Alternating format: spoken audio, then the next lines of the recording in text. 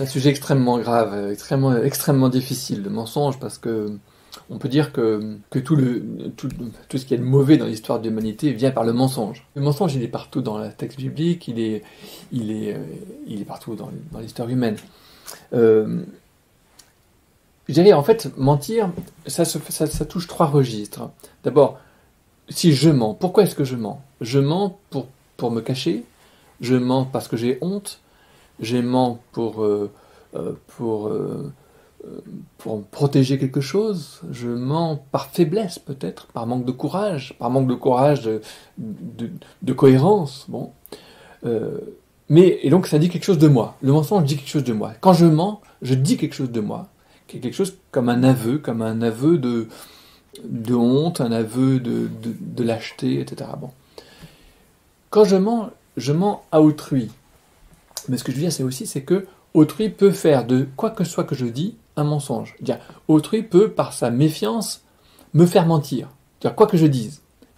Il peut aussi, le mensonge n'est pas seulement, j'insiste là-dessus, quelque chose qui est de l'ordre de ce que j'ai aimé, ça peut être aussi quelque chose quoi que je dise, quand je dis quelque chose même qui est vrai, ça peut être pris comme un mensonge. C'est une question de confiance. Si on ne me fait pas confiance, n'importe quelle parole peut être ruinée, en quelque sorte, si elle est prise avec soupçon, avec défiance. Et plus gravement, peut-être, le mensonge touche aussi, je dirais, ce tiers qui est non pas je, non pas de l'autre, mais le langage. Le mensonge ruine la confiance dans le langage. C'est peut-être ça qui fait que le mensonge, c'est grave.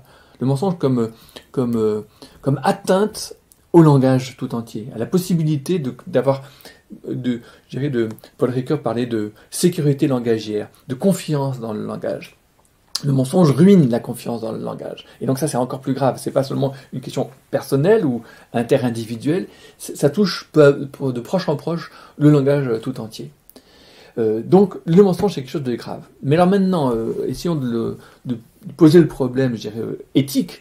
Et là, on a des débats gigantesques. Parce que, par exemple, pour Emmanuel Kant, il ne faut jamais mentir. C'est un impératif catégorique. Ce qu'il veut dire pour lui que c'est un impératif inconditionnel.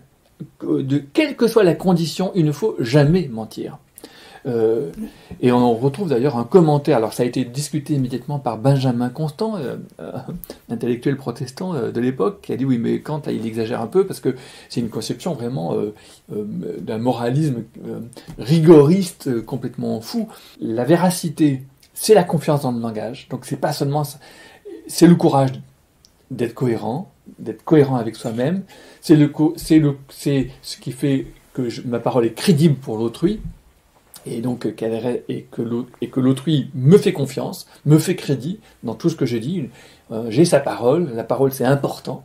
Et puis c'est la solidité du langage. Mais il y a des circonstances dans lesquelles le mensonge est possible parce qu'il y a un devoir supérieur dans des situations comme ce que raconte Benjamin Constant ou Victor Hugo. Mais peut-être que plus profondément que cela, on peut aller un petit peu plus loin avec Dietrich Bonhoeffer, qui a un très beau texte dans son éthique sur le mensonge, sur la vérité plutôt, dans lequel il dit nous sommes devant Dieu. Donc devant Dieu, nous ne pouvons pas mentir. Et ce que dit Dietrich Bonhoeffer est très fort. Il dit nous sommes devant Dieu, oui, mais c'est un Dieu vivant. Et donc, devant Dieu, la vérité que nous devons porter, c'est une vérité vivante, c'est une vérité vive. Donc c'est pas une vérité qui est même qu'elle-même, qui est toujours fixe, qui est toujours la même, qui ne bouge pas, qui est juste une tautologie en quelque sorte, dans laquelle c'est la même pour tout le monde, etc. Non, la vérité nous affranchira, dit Jésus, c'est quelque chose de très important. Justement, si la vérité, elle est à condition de liberté, et elle produit la liberté, elle entraîne cette liberté. Elle entraîne cette liberté, mais qui n'est pas une liberté d'être en quelque sorte catégorique, d'être fixe, de dire c'est ça la vérité, il n'y a qu'une seule vérité, par exemple la vérité scientifique du haut mourant par exemple. Mais c'est quoi la vérité? La vérité, elle est aussi narrative, elle est aussi poétique, elle est aussi prophétique. Il y a des genres littéraires dans le texte biblique, il n'y a pas qu'une vérité scientifique au sens strict ou étroit. Il faut prendre la vérité selon cette diversité, et cette diversité, c'est tout simplement la diversité des relations que nous avons avec tous les vivants qui sont autour de nous et avec le passé et avec Dieu et ça. Donc c'est vivant. Et je dirais, en gros, la vérité, c'est la vie. C'est la vie parce que c'est la cohérence. Et la cohérence, elle est vivante. Être cohérent, c'est être vivant.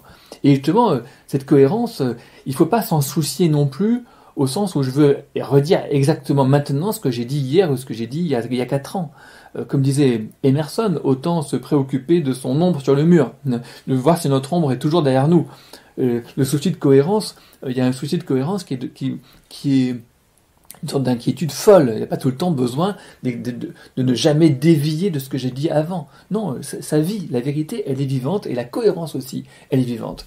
C'est peut-être ça la vérité quand on dit que la vérité a à voir avec la vie.